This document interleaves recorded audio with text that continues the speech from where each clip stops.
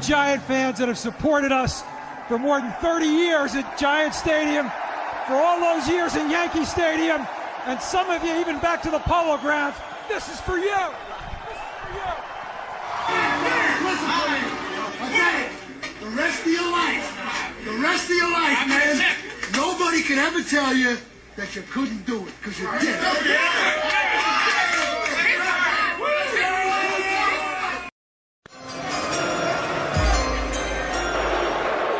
With the second pick in the 2018 NFL Draft, the New York Giants select Saquon Barkley, running back, Penn State.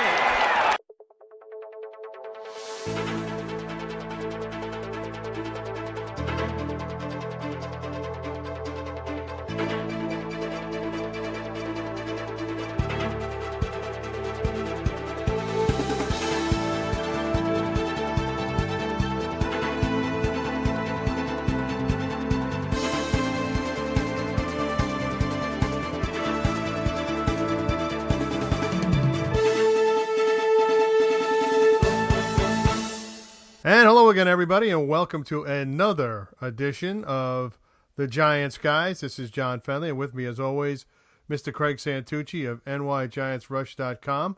We're back after a week-long hiatus. It's a good thing we took a week off because I don't know how much more of this I can take, Craig. Yeah, I'm right with you. We're all sitting in a really big boat, and it's taking on a lot of water. We're going down fast. It's 2-9. Last year they were 3-8, so they're a game worse than they were last year. The offense is pathetic for a team that's been drafting offense for the last how many years? 5? Yeah, something like that. And high in the draft. You'd think they'd be better on offense. I don't understand what's going on. I don't know what I'm watching. I don't know what the defense is doing. I don't know why Corey Ballantyne was playing the slot when he has never played the slot. No idea why that was happening. When they put him in the slot, I said to myself, they're going to pick on him. And guess what? The 5 biggest pass plays or biggest plays the Bears made, the 5 biggest gains, were all towards Corey Ballantyne. Every single one of them. Oh, yeah. And on top of that, to make, add insult to injury, it takes 11 weeks to get Julian Love on the field. And what's he do? He almost comes up with 2 interceptions. Yeah, he's a good ball player. I mean, for anyone that's going to tell me, anyone, and I mean anyone that's going to tell me that he wasn't ready, that he needed more development, it's a bunch of bull. Mm-hmm. I mean, it has been 10 weeks of whether it's Betcher or whoever the DB coach is. I don't even know what the answer is. So combined with your Ballantyne point that he got roasted and didn't get any help, and then 2, then you put Julian Love on the field and automatically he makes plays. He almost had that second interception. He dove for the ball. Great effort. So it just goes to prove you that, this ineptness definitely comes from the top. Yeah, the fish rots from ahead, and we know that. And I'm just going to go right to ownership. I have the Warren Buffett thing in my head. When it comes to inherited wealth and inherited position, it's just not good. Okay? The Maras inherited the team. Steve Tish's father, Bob Tish, was the original half owner. So now you got 2 guys who inherited wealth, running a team. They're satisfied with their lives. Don't you understand that? Think about everybody who's inherited wealth. Woody Johnson. Just think about it. There's a documentary out called The 1%. Just watch that documentary. It's a couple of years old. And you'll understand what I'm talking about. That is the downfall of this country. It is the downfall of this team. You got to have a hungry owner. How about a Shad Khan? He's a hungry owner. Yep. Right? A guy like that. Stan Kroenke. Arthur Blank. Guys who are self-made men. Not somebody who was handed the keys and say, don't mess it up, please. Guess what? They messed it up. Well, now it's at a point where how in the world do you fix it? Because, I understand that changing head coaches every 2 years is not good for anyone. Not a young quarterback's development. No. It's not good for anything. But, it is apparent that the wrong people are running this team. And it's not like – and listen, hey, people, you're entitled to your opinion. This is the Giants guys, and we're just going to tell you what we think from years of, writing about the sport, covering the sport, playing the sport. And I'm going to tell you what I know. Yeah. Which is a lot. And I'm going to hand this right back to you. I'm just – my issue just becomes is there's a difference between, building and developing and what we have. And that difference or that fine line has something to do with called passion, or maybe you want to call it competitive spirit. You get to a point when someone kicks you in the face enough times, you come out and you put a beating on somebody in some way, and you still may lose the fight. But this team has got very little fight and very little preparation. And when you see things as fans or analysts or writers, and you see it done week after week after week, you do have to stop and say, hey, I agree that, change for change isn't the way to go, but this isn't getting it done at all on any level. And while the talent may not be Super Bowl worthy or playoff worthy, the talent on this team can win 7 games.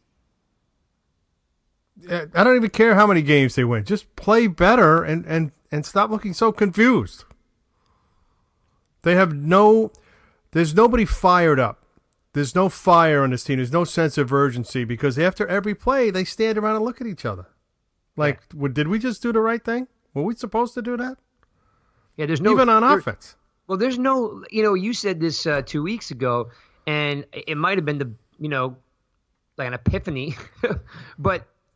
we could break down this till we're blue in the face. One of the major things that's missing from this team is leadership. Yeah, they have none. Zero. They have zero leadership. Leonard Williams. Yeah, that's why they got him. Oh, man. Listen, we could go through even up to, if you want to exclude Eli, you had an Antrell Roll. You had an Antonio Pierce. You had a Landon Collins. You had a Strahan. You had an Amani Toomer. Yeah. I mean, there is just no leadership. There's no one to stand up and say, hey, you guys, you got to start playing. I mean, this is a leadership-less team. Well, you have 27 players. Of 27 of your 53 have less than 3 NFL accrued seasons. I mean, I'm not sure how many other teams are that young or that inexperienced. I'm sure a lot of them are. I mean, there's a lot of turnover on every team, but that's a lot. There's a revolving door there. There's a lot of newness. Okay, the coaches, I don't know if they inspire these players. Doesn't seem like they do to me. The game plan is just too sophisticated for these kids to understand. And, the veterans that they have are holding on to their careers by a thread. Remmer, Solder, Bethea. Ogletree, Janoris Jenkins. I mean, you can't lead if you can't play well. You know what's They're funny, not John? playing well, so how are they supposed to lead? They're And frustrated with their own performance. Well, here's the thing. It's even makes it this more ridiculous, is that if they don't understand the scheme or the players around them don't understand the scheme, it makes them look even worse because they don't know how to stop the bleeding. Like these guys that you just rambled off, those 5-6 players, probably on a well-oiled machine would be good, not great, but good players, right?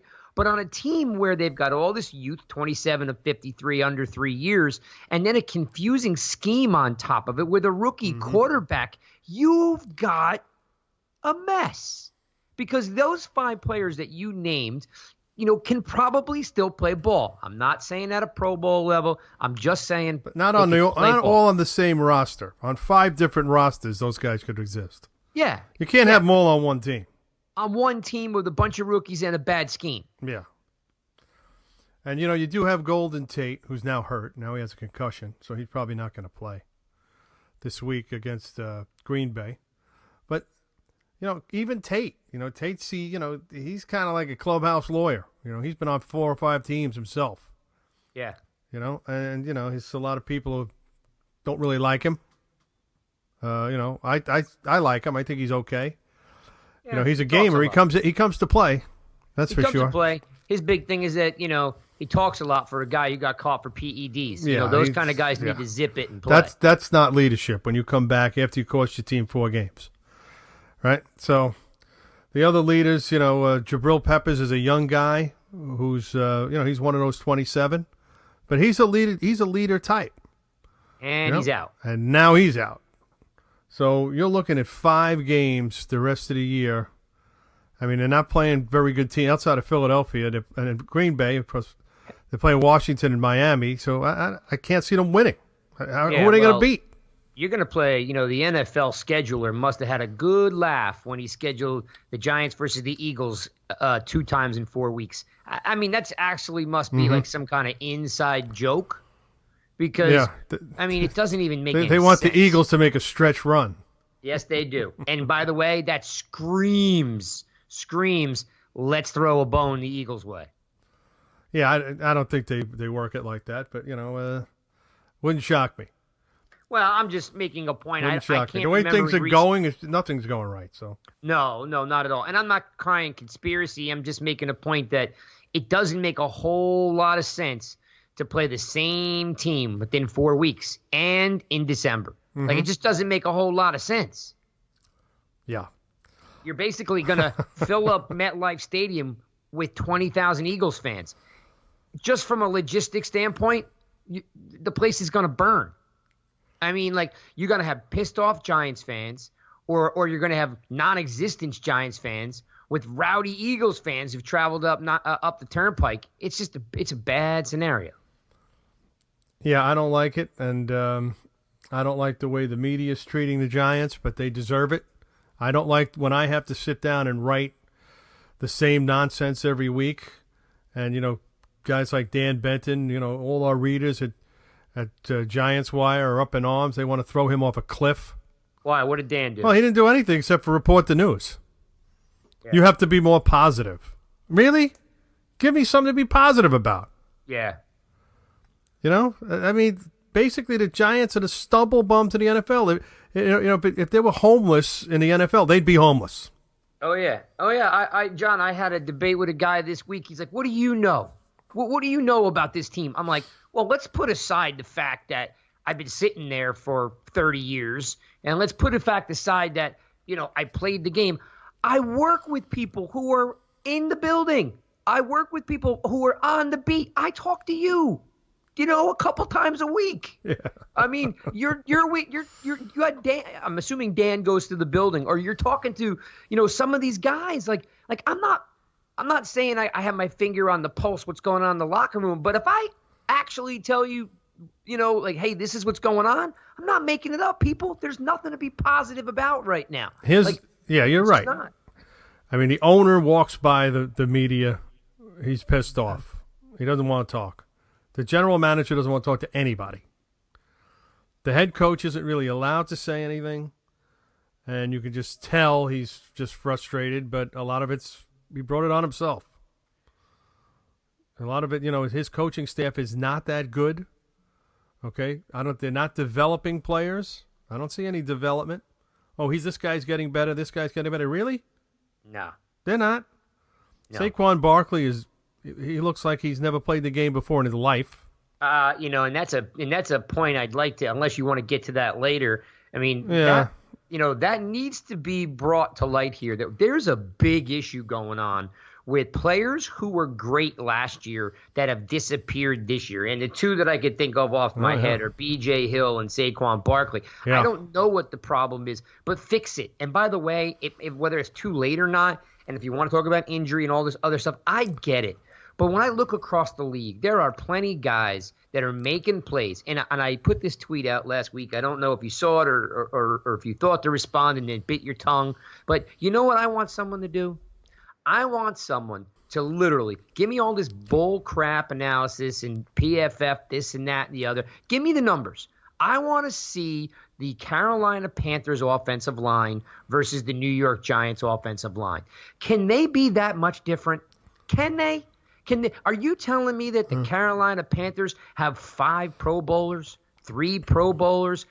Because Christian McCaffrey, who I think is fantastic, is absolutely running wild, catching passes like crazy, and is a top 5 candidate for MVP.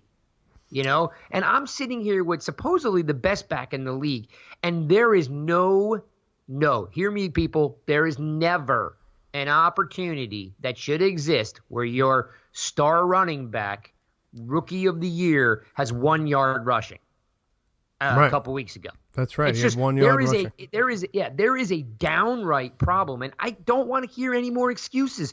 You have a star running back who was by far a top 5 running back, even when he's injured. And we cannot get this guy going. There is a major problem when you have there are bad teams in the NFL, John, and you'll still see a guy out there balling.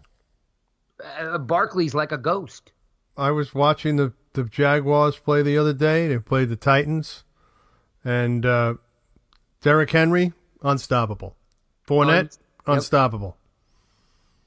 He's better than both those guys. Oh, look at the guy from Arizona. He was the backup to Johnson. He came in and he ran all over the Giants. The guy doesn't even get playing time. Yeah.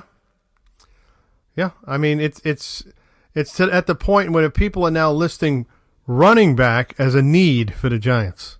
In the draft. I'm serious. If anything that I'm getting out of this late season is, why can't we just try to do one thing right?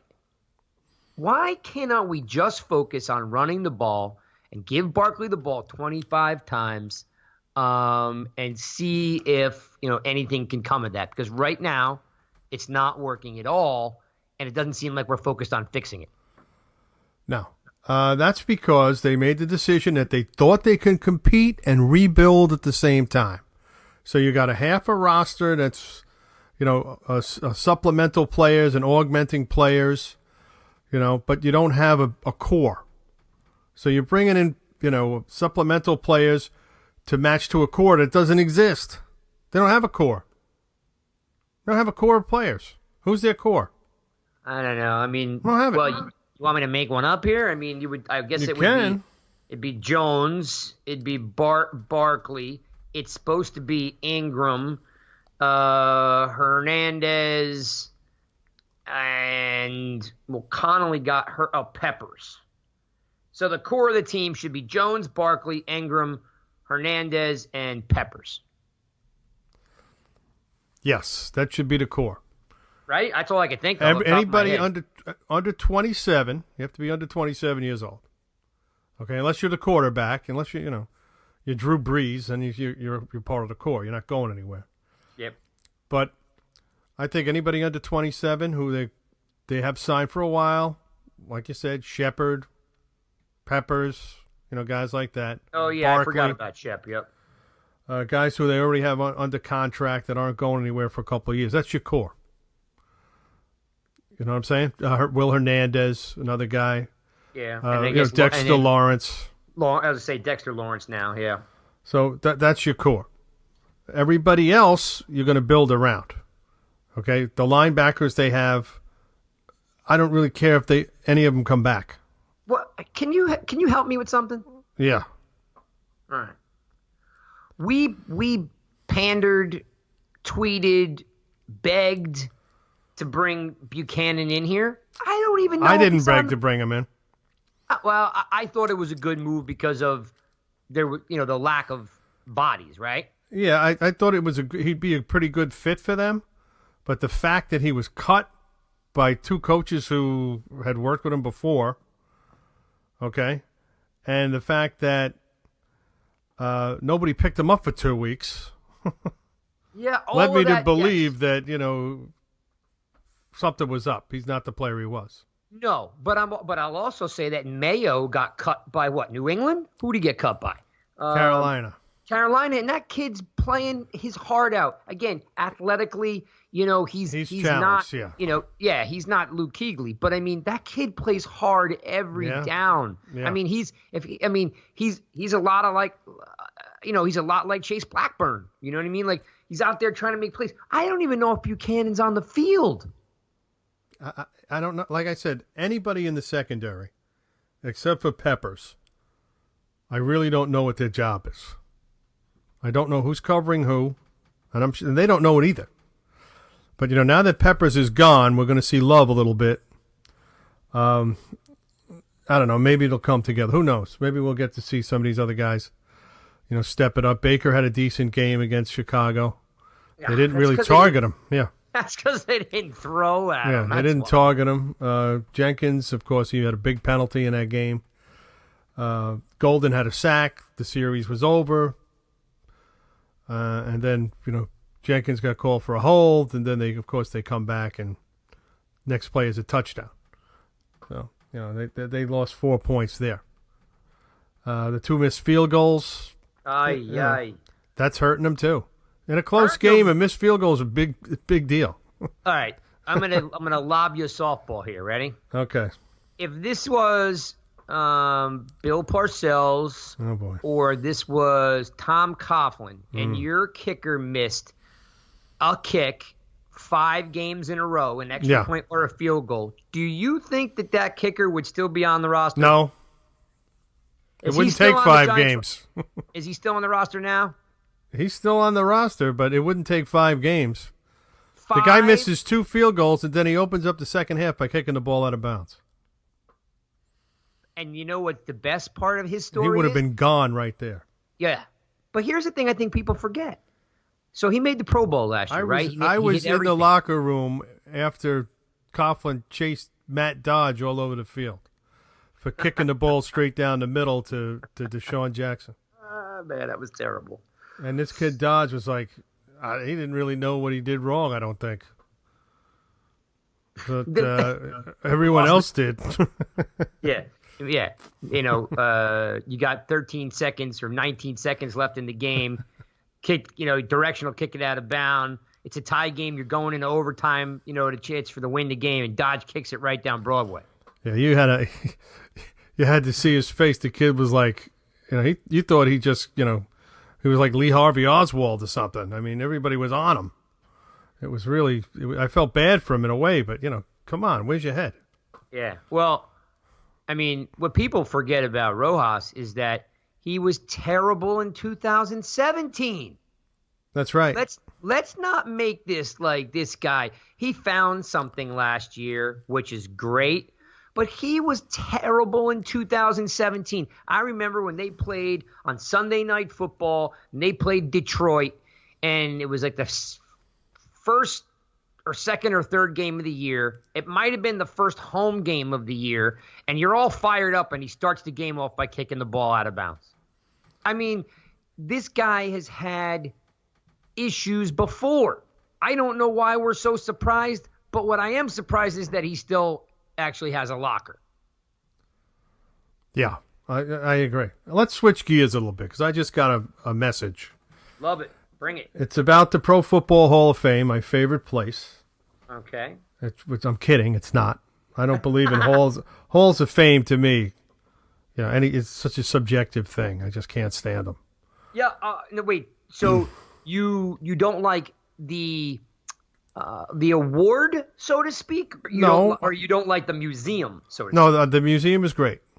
Okay. But the whole thing about the Hall of Fame, especially baseball, it just ticks me off. You can't take back what people have done. But in football, it's like I remember I was at a banquet and Floyd Little, the great Denver Broncos running back. Do you remember him? I do. Well, I remember of him. Yes. Yeah. He had just gotten elected to the Hall of Fame. He was a teammate of Tom Coughlin's at Syracuse. Okay. And his agent, it wasn't his agent, his publicist was a guy by the name of Tom Mackey. Not the football player, but his name is Tom Mackey. And he did such a job to lobby to get Floyd into the Hall of Fame. He worked 3 or 4 years on that alone, just doing that alone. That's what it seemed like to me. And Harry Carson was there, and he hadn't been put in the Hall of Fame yet. And I was thinking, I'm like, who's advocating for Harry? Harry actually got in the next year, I think. But who's advocating for Harry to get into the Hall of Fame? And he didn't want to talk about it, so he was there also. So I couldn't really broach the subject, saying, we could, as a group, can help you. I mean, I'm not a Hall of Fame voter. I know a lot of Hall of Fame voters, and now some of them are so young. They don't vote for some of these older guys who, they never. If you never saw a guy play, you can't vote for him. You can only go by, if somebody says to me, "Oh, you Bronco Nagurski." I mean, I never saw the guy play. I didn't know how good he was. I never saw Frank Gifford play either. So I couldn't vote for them. So that's what's happening now. The old guys are aging out. But they do have this year, they're going to put in, I believe, 15 modern era players. What? Okay, who didn't, it's sort of like a safety net, a catch-all. Guys who have been falling through the cracks for years.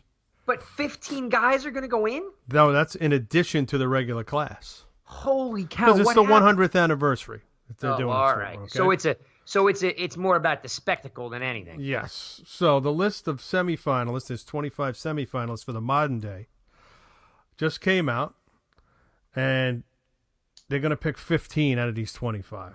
And you're going to read them off to me like a hot list? I will read them off to you. And all right. There's one name on here that you're going to really love. Okay. Okay, the first guy is Steve Atwater. I love Atwater. Carl Banks. Oh, nice. Rondé Barber.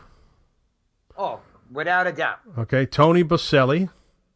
Without a doubt. Isaac Bruce. He won a lot of games. He was a great player. Caught a lot of balls from Kurt Great. Warner, right? Greatest show on turf. Yep. Okay, Leroy Butler. Alan Faneca. Torrey Holt. Talk about the greatest show on turf. I think him and Bruce are going to cancel each other out. Could be, Yeah, that's a shame. Steve Hutchinson. Edgerrin James, who definitely belongs, in my opinion. Yep. Another guy who belongs, John Lynch. Yeah, I thought Lynch might have made it last year, but okay. Right. Clay Matthews, Sr. Wait. Oh, okay. Clay Matthews the second. Excuse me. I was going to say, hold Clay on. Matthews Sr. played way back in the 40s and 50s. Yep. Clay Matthews played in the 70s for the Browns. He was a linebacker. Number 57. Sam Mills, if you remember him. Hey, he's a Jersey product, so I love Sam Mills. Carolina, actually might have been one of the smallest linebackers I ever saw. He was like 5'8". Yeah, he was short, but he had a lot of heart. Oh, he could play, no doubt. Troy Polamalu, he's in. Yep. Simeon Rice, he's in. Rice, yep. Richard Seymour, I don't know. Good player. Steve Tasker. Special teams, that would be cool. Yeah. Fred Taylor, fabulous Freddie Taylor. He won me many a fantasy game. I was going to say, there was about a 4-year period where he could just get it done. Yeah, he was good. He was a good player. Zach Thomas, another good player. He should have been in a long time ago. Yeah, he was good. Hines Ward. Okay. Borderline. Does have a Super Bowl MVP, though. Yes, he does. And one of the most talented players I've ever seen in my life. The guy was tremendous. Ricky Waters. Ricky Waters should have been in a long time ago. And I'll tell you something about Ricky Waters. The high stepper. Not only, big time high stepper. You know, it was like Ricky Waters was a guy that nobody liked. You know what I mean? He's hard to like. Hard to like Ricky Waters. But let me tell you, I might be wrong because I can't remember if it's 3 or 4. He rushed. I think he's the only player in history to rush for 1,000 yards on 4 teams. You might be right about that. Because I know it's Seattle. I know it's the 49ers, and I know it's the Eagles. There might be a 4th team, but Seattle. Yeah, Seattle, the 49ers, and the Eagles are the three I could think off the top of my head. Yeah, no, he didn't play for any other team. According to this, he played for those 3 teams. Okay, so he's the only guy in history that's rushed for 1,000 yards on 3 different teams. Right. Yeah. Ricky Waters was a good ball player. All right, continuing on the list, this guy's got to go in. Reggie Wayne. Oh, without a doubt. One of my favorite players of all time, Patrick Willis. I thought he was a great player. Yep. You know, his career ended so, suddenly and short. What a player. I mean, the guy he was on the ball. When you say somebody's on the ball, he was on the ball. You had the ball, you were going down. Darren Woodson, one of the greatest players I've ever seen. And I'm not just saying that because, Is this his first Oh, no, year on I'm the thinking ballot? of Charles Woodson. Duh. Yeah, I was going to say, yeah, okay, go ahead. Charles Woodson is the greatest player I ever saw. Yeah, Raiders, right? Raiders and Packers. He was not the greatest player I ever saw, but he played at Michigan. And, correct me if I'm wrong, but isn't he the only defensive player ever to win the Heisman Trophy? Heisman Trophy, yep. Yeah. Same guy. Oh, wait. This is Darren Woodson, the Cowboys safety. Yeah. I don't think he's that guy, but okay. I don't think he's going to make it because he's been in semifinals for a long time. And another guy who played for the 49ers, defensive tackle, Bryant Young. Good player. I don't think he makes it either. But what do you think of Carl Banks? What do I think? Making it to this list. I mean, if you think about it, I mean, I'm sure people are, biased towards some other guys like maybe Pepper Johnson or Reasons and they weren't as good as him. But I was just going to say we all know the best linebacker ever to play, Lawrence Taylor. Who's the second best linebacker in Giants history? It's Carl Banks. Yeah, it's Carl Banks. Well, Harry Carson is in the Hall of Fame. That's what I'm saying. That's what I'm saying. It's Brad Van Pelt was really good for a long time too.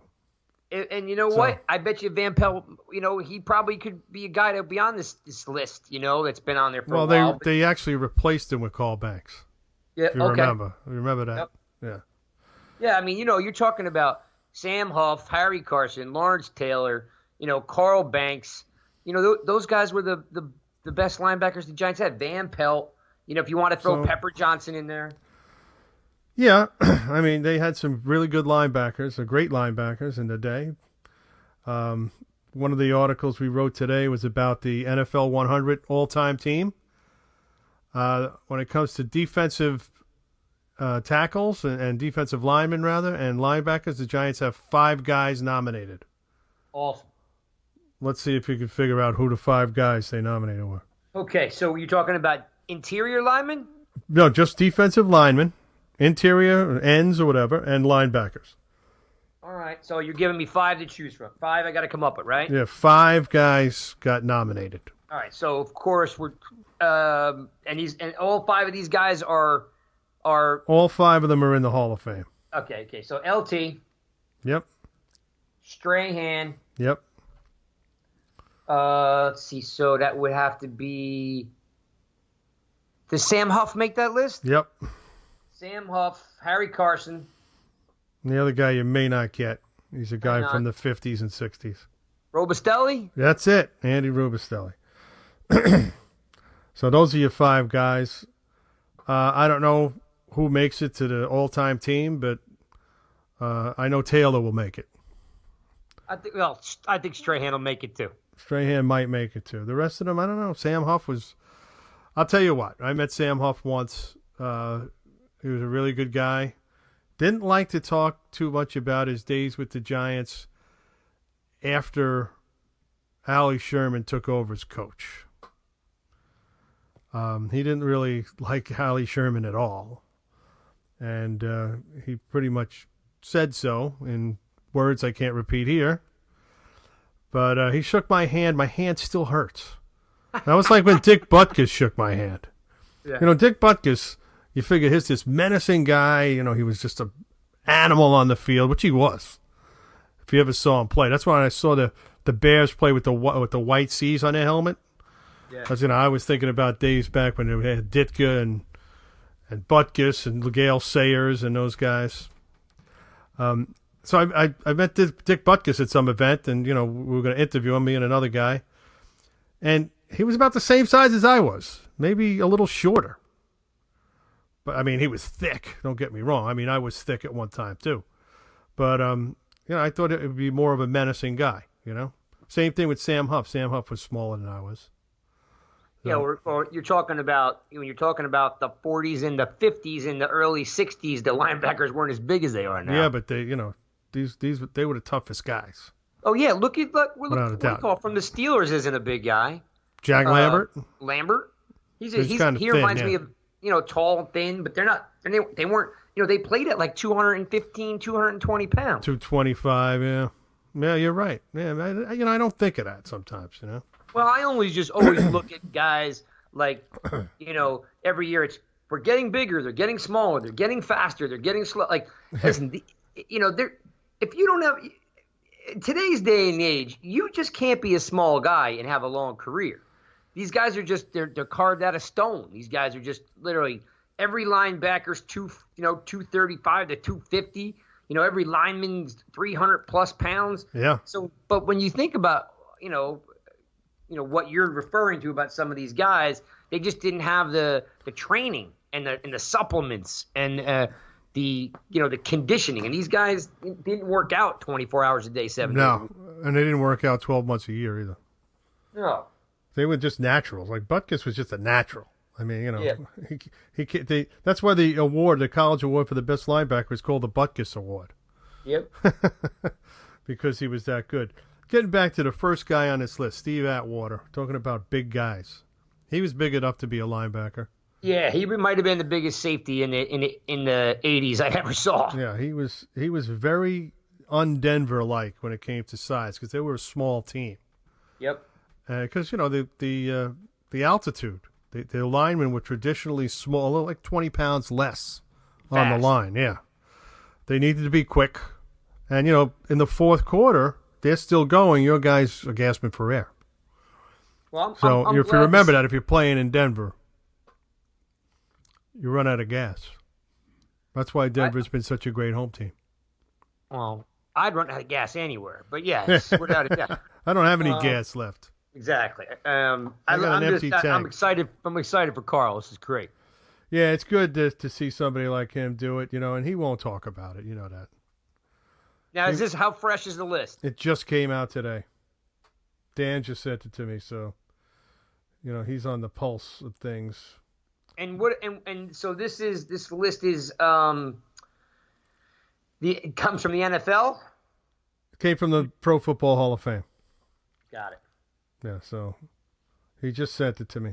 I guess it's a meme on Twitter, and then of course you click the link and you go to their site, the Pro Football Hall of Fame site. So that's good news. At least something's happening. there's some good news in Giants land. You got Rondé Barber on the list, but you don't have Tiki Barber on the list. And to me, I don't blame anybody for not voting for him. I blame him for not playing that one more year. I mean, who am I to say you should play another year or not? And risk your health. But if he had one more year of what he had been doing, he would have been a shoo-in. He just needed to keep his mouth closed. Well, no, it was his choice. He didn't want to play. No, I'm saying, but on top of it, I think there's a lot of. I know. In his post-Giant career, yeah. Yeah, I mean, listen, I've always been told, sometimes I believe it, sometimes I don't, that there's a New York bias. Kind of like how you don't put Strahan in on the first ballot kind of thing. You know what I mean? Right. There's always an anti-New York bias on multi-levels, right? So you can't have that weighing on your shoulders and disparage your head coach and your quarterback and expect any of the press to love I think it was sour grapes at that time. I think that once he retired, he was like, maybe I shouldn't have done that. And, his media career didn't go well. Unfortunately, his personal life blew up, as we know. He made some mistakes.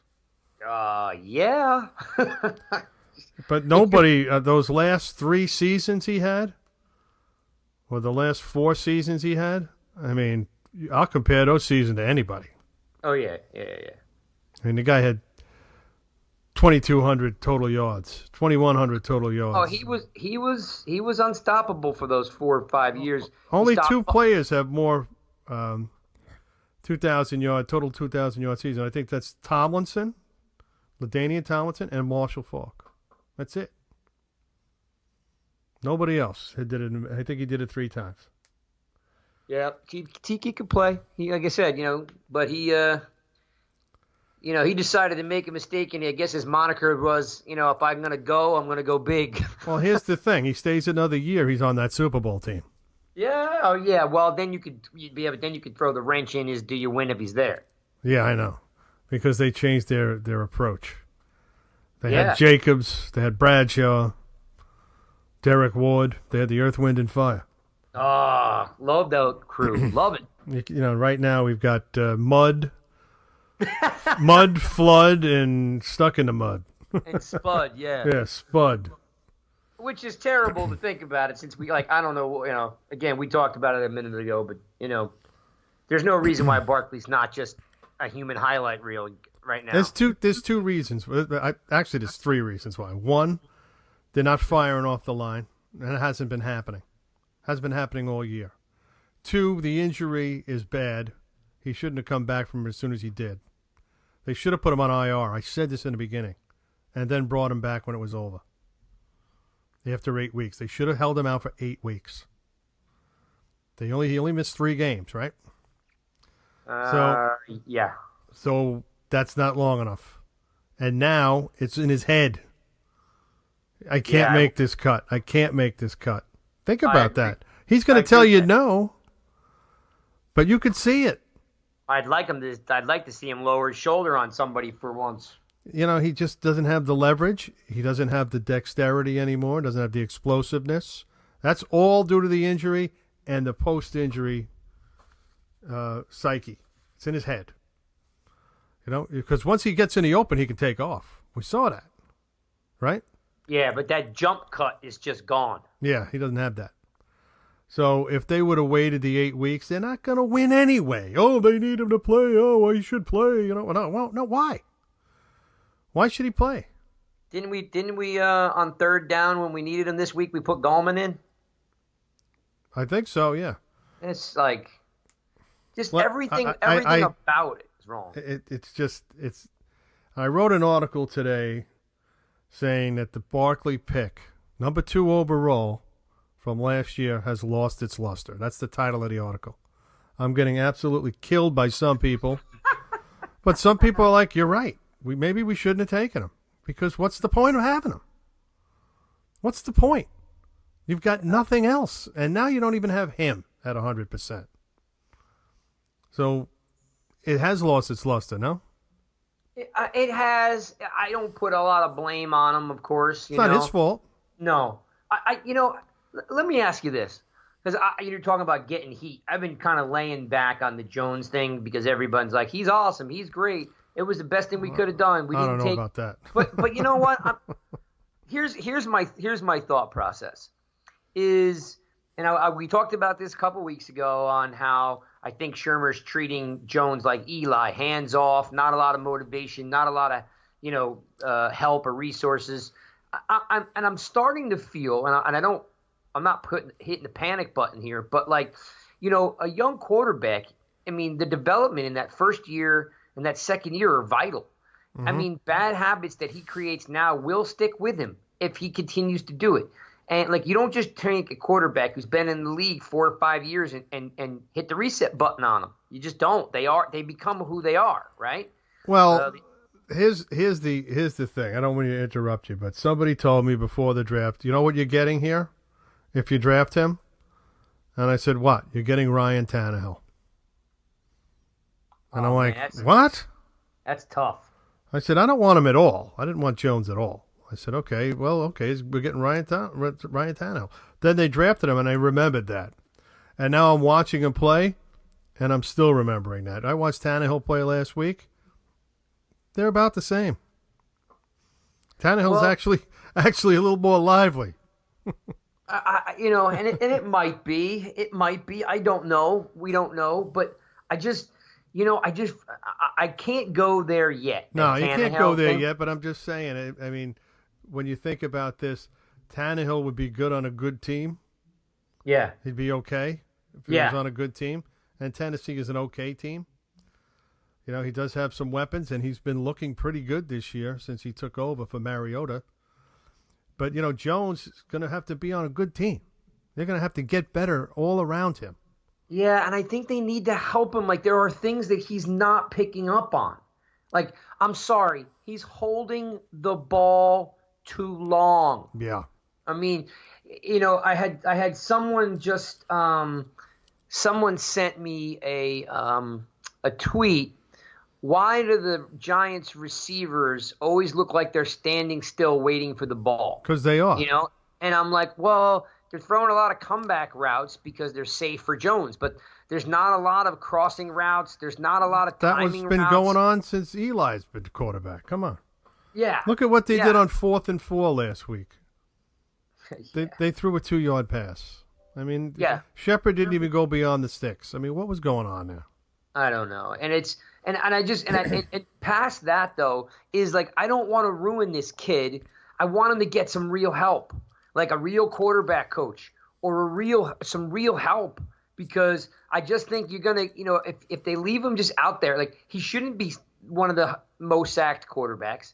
He shouldn't be leading the league in fumbles and fumbles lost.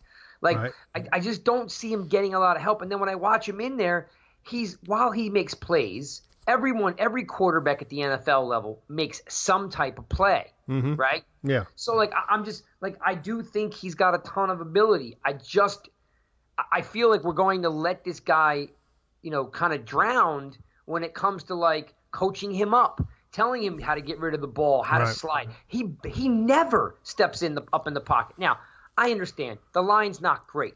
But there's got to be a chance where, even in general, I remember when early on and Eli was struggling, they went to a 3-step drop just to get him moving, so he can get the ball to Toomer. You know what I mean? Like we're not throwing deep balls. We're throwing a lot of comeback routes. He's not stepping up in the pocket. He's holding the ball too long. And it's week after week, and I have to think that's got to be coaching. Whether we need a legit quarterback coach, I already know we have an empty suit as an offensive coordinator. And if you're going to keep Shermer, for the record, I tweeted this out earlier today.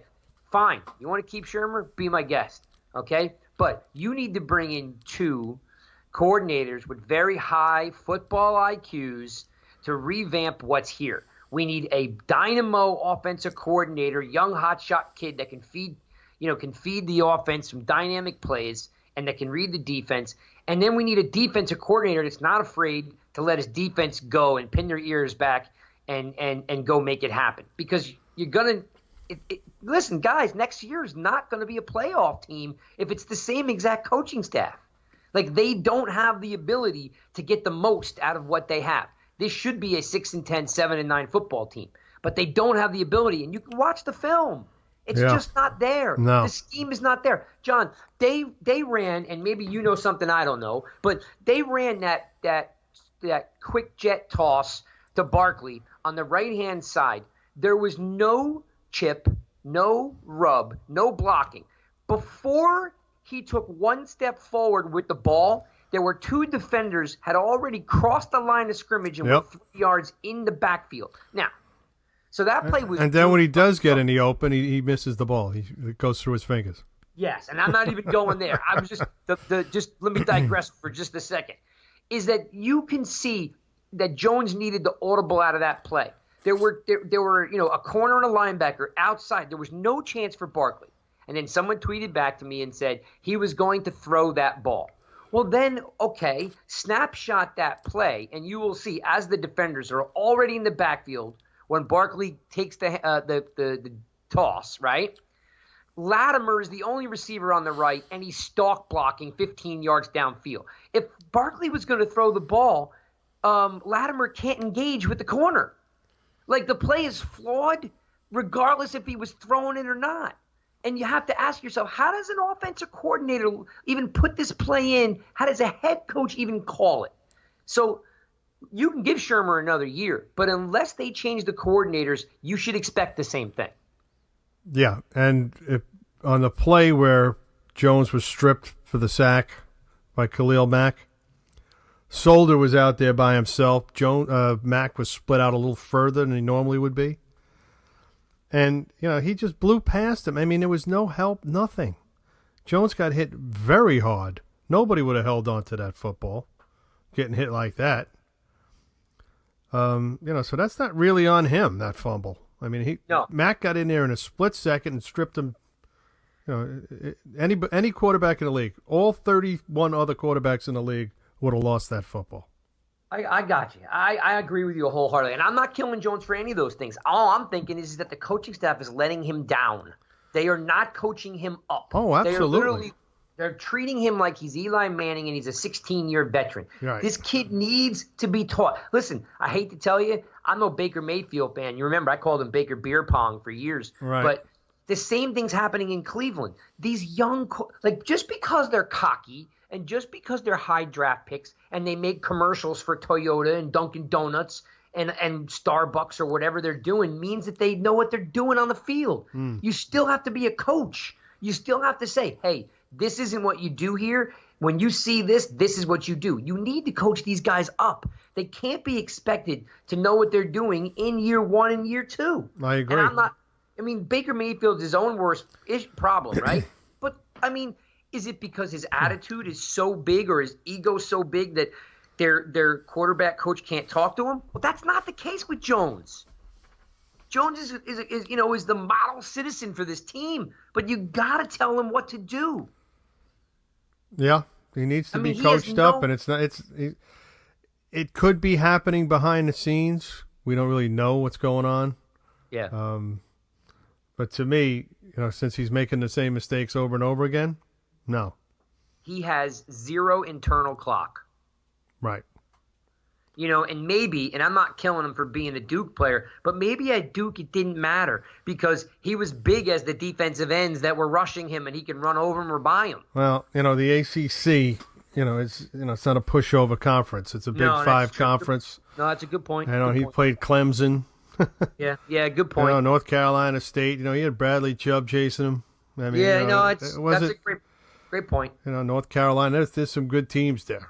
Yeah, no doubt, and I take that back because that is a great point. I just don't see an internal clock in the guy. I don't see him I feel either he's trying too hard to make a play. Mm-hmm. That's what it is. Instead of just being like, look, man, if you want another down, you got to hold the ball, you got to step up in the pocket, and you got to throw a timing route and then get another down. He's got to learn to live to play another day, and he's not. Yeah. He hasn't learned that yet. No, and that's my whole point. Yeah. If they don't teach him that, he's not going to learn. And we're all going to be sitting around in year 3 going, man, we got Ryan Tannehill. Yeah, and that's what it looks like we got so far. He's got to be able to keep progressing, and I don't see it happening because they're not doing anything to help him. The only guy that's doing anything to help him is Golden Tate. Yeah, it's true. That's and the you know what? Only guy who has any sense of what he knows when the quarterback still has the ball and he knows he's got to run into an open space. Yep, no, it's true. And to that point, someone made a great point on Twitter that Barkley is non-existent in the pass game because Shermer will not put him in the pass game, and then the conversation kind of diverted and pivoted to, well, Eli would check down all the time and give the ball to Barkley. Right. So right now, I'm not saying I want Eli. I'm saying I want a happy medium. We got to get the ball into Barkley's hand. It's just you don't have Tate now. Shep's, kind of delicate. You don't have Ingram is out. Yeah, we got to get Barkley the ball. And we got to find listen, Zeitler's supposed to be this mean, big dude. He was getting run over on his back. Yeah, he did not have a good game. No. Somebody has to be angry on this line. If it's Hernandez, look, when they signed Brown last year from the Rams, when the Rams cut him, right? Mm-hmm. The running game picked up immediately because the first 4 games of the year, Barkley was trying to bounce everything outside. They signed Brown, he got pushed, and Barkley went up and out. Right. We need to go back to that. We need to find how to get this guy going, whether it's in space, pulling Hernandez or Zeitler, or we need to put Why is P.O. still back in the game? I don't know. They put him back in because the other guy didn't work out. Oh, it was one game. I know. They didn't like the way he played. So, hey, it is what it is. We got a couple of minutes left. There's like 2 or 3 things I want to talk about real fast. Go for it. And one of them is, it's all postseason stuff because I don't talk about the rest of the games. Who cares? You're not going to see any improvement. You're just going to see them get beat to a pulp for 5 more games. You're not going to be encouraged by anything you see. I'm going to tell you that right now, because the coaching staff is defeated. Okay, the players are defeated, and the press is even bored with Shermer. Did you watch the press conference? Yeah, I've never seen the press more bored with a head coach in my life. So Gettleman gets to another off season, and he's already blown. He already made one big boo boo with the Leonard Williams trade. Why did he do that? Yeah, nobody's going to know. Why? You traded a 3rd and a possibly 4th or 5th round pick. It depends on how it goes. And now you got to sign this guy to a major deal after the season. Why would you do that? Gettleman, we have no answer for him. It is this guy, if he reaches free agency, he's going to sit there for a while. Nobody's going to pay him that much money. And by the way, the Giants are so bad he might not want to stay. That's what I'm saying. He could become a free agent. The Giants would have burned those picks for nothing. Okay, but now what's worse, letting him walk or signing him to a $50 million contract? Letting him walk is worse. Oh, it's got to be, because he's young enough and he's productive enough that, like, you just, whatever the contract is, the contract is. Yeah. Letting him walk is a flat out like it's fireable offense. It's a fireable offense if you can't re-sign this guy. I mean, because you basically just jeopardized your current draft pick for a guy you didn't even sign. Right. I mean, it's not good either way. No, not good either way, but you have to sign him. If you let him walk, I'd fire Gettleman on the spot. You cannot. That is the only thing that but cannot now happen. He's got the Giants over a barrel because they know they probably can't let him walk. Yeah, because his general manager has no clue what he's doing. Unbelievable. Sometimes. Now, and the thing is, I like his draft. I don't even know if Abrams, or I don't know who's underneath him. I think it's Abrams. I mean, I like the draft. So, you can kill the draft. Not you per se, but the fans that are listening to the Giants guys. No, I'm not killing the draft. No, not you, but there's a lot of people out there killing the draft. Here's the thing. You have 2 years of players drafted that contribute, where we know we've had 7 years of non-contributable players that Jerry Reese drafted. So these players are contributing on some level. Yeah. So that's better than it was. It's not what you want. It's not what you expect. You're not getting John Lynch walking in and signing guys and making moves, and now you've got a 9-1 football team. No, because we don't. We've got a 70-year-old general manager who likes to be, do stand-up comedy when a camera's on. So no, we don't have a Mayock, or we don't have a John Lynch or any of these guys. But right. It is what it is. We got him. He's not going anywhere. Right, he's not going anywhere. The coach we won't even talk about this week, but there's something that's just every time I see Evan Ingram is not going to play, the more and more I think when his 5th-year option comes up that they decline it.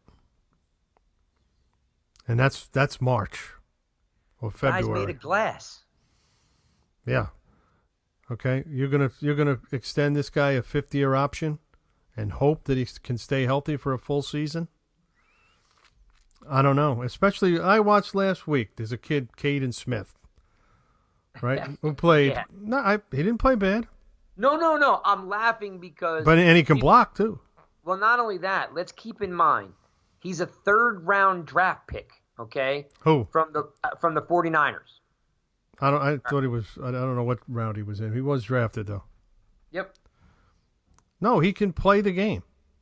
I mean, obviously they have tight ends out there. They don't really need him. So that's why they let him go. But, I thought that was a good pickup by the Giants. Here's a smart kid. I think he's a Stanford kid. I'm not sure. You can look that up if you want. He's a Stanford kid, and I don't know why I thought he was a third rounder. He's a 6th round pick. Yeah, he was later in the draft, but yeah, still, he's a draft pick.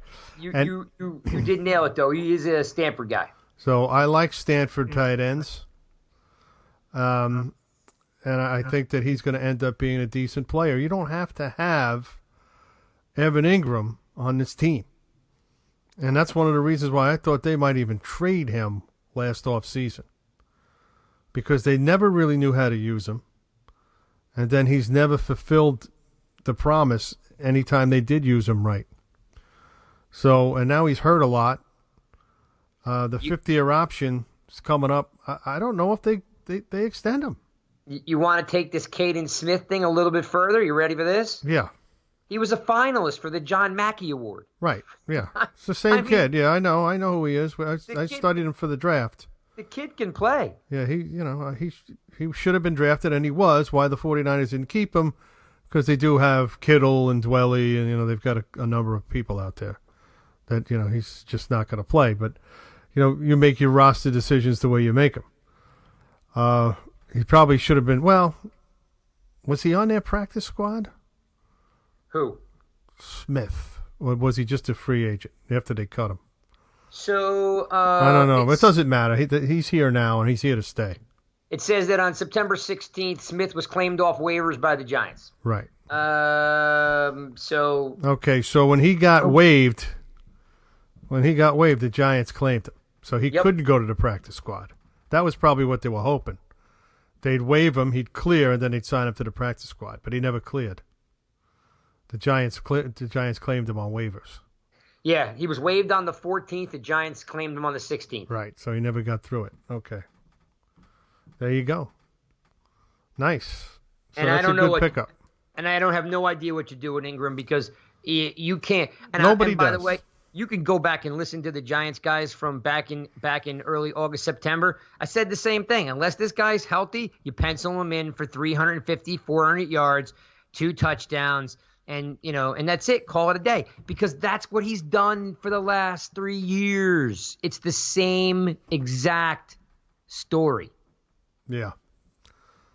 And, this is getting really redundant and depressing, this whole season, this whole franchise. I mean, they're playing the Packers this week. You're going to be there? Oh, you just reminded me of that, yes. The Packers are coming off a blowout loss to San Francisco, so they'll be ready to bounce back, looking to bounce back. They'll have no mercy on the Giants. Slayton's going to have a couple touchdowns, I'm thinking. How do you figure? I don't know. I was just kind of throwing that out there. Okay. Yeah. Well, he's having a pretty good season for a rookie. I was throwing it out there because I have nothing to say past negativity, so I was looking for a positive, and I was thinking, all right, well, Slayton's been coming on strong. Maybe there's a chance the kid gets a couple. Next year at this time, I just hope we're talking about being on the verge of going to the playoffs or something like that, but I just can't envision it right now. We're just high in the weeds right now. I'll leave you with this. If another head coach and staff had this team, I'm very confident that this team is a 6-10, 7-9 team. They are not. I mean, you watch the tape, you just watch the plays. There is some talent here. It's just everything they do is ass backwards. I mean, from the scheme, our cornerbacks are 15 yards off the ball. Still, yeah. You're on week 11 and the DBs are 15 yards off the ball. Imagine being a quarterback, stepping up to the line, and you saw this on tape, and now you see it in real life. You're like, when are they going to learn? You know what? That's a great point, because this is how I want people to think of this coaching staff. That kid who dropped the ball in the first quarter would have walked in the end zone for a touchdown. Yeah. He was wide open in the middle of the field. There was nobody around him, and he was going to walk in the end zone for the Bears, and he dropped the ball. There wasn't even anyone there that would have got a hit on him. That tells you. No, there was no Giants near him. No, that tells you flat out, throw everything away. In the NFL, when you're a bad team, you're just trying to make things happen. Young guys are trying to prove that they can play, right? Mm-hmm. There's no way on God's green earth a wide receiver could be in the middle of the field with no one around him. Well, he was a tight end, that guy. Brocknow or whatever his name was. Yeah, and get a strike. Doesn't matter.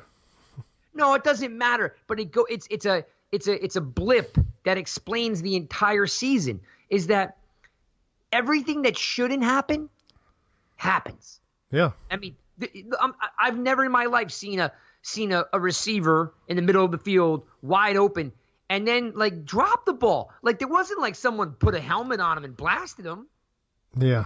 Well, you never saw me play. That's true. Then you may need to suit up because you and I, on a stretcher might be able to do better than some of these guys are doing. It's awful. It's awful. All right. Well, why don't you read off your information so we could wrap this up? Yep. We can enjoy Thanksgiving and try not to think too much about this terrible season. Yeah, that is very true. Well, you guys can always find me on Twitter at NYGiantsRush. I'm hoping you're reading the site and passing it along, nygiantsrush.com. Java with Jones, The Film Room, Pilgrim's Point. I know my man Michael Stewart's already cranking up the college stuff. He's on the verge. I know, John, you're always, ready to read Michael's stuff. So sure. We're looking far ahead. So, and you can, of course, we're the Giants guys. You can find us on any of your podcast platforms, and we try to bring you some entertainment and some good knowledge week to week. We're more entertaining. Yeah, I think we're damn entertaining. Need a theme song. Yeah, something. So you can find me. I'm still writing at the Giant Insider, which is the only newspaper dedicated to New York Giants football. Giants Wire at USA Today and Empire Sports Media. Don't forget that. So thanks for listening. Everybody have a nice, happy Thanksgiving, and we'll see you next week.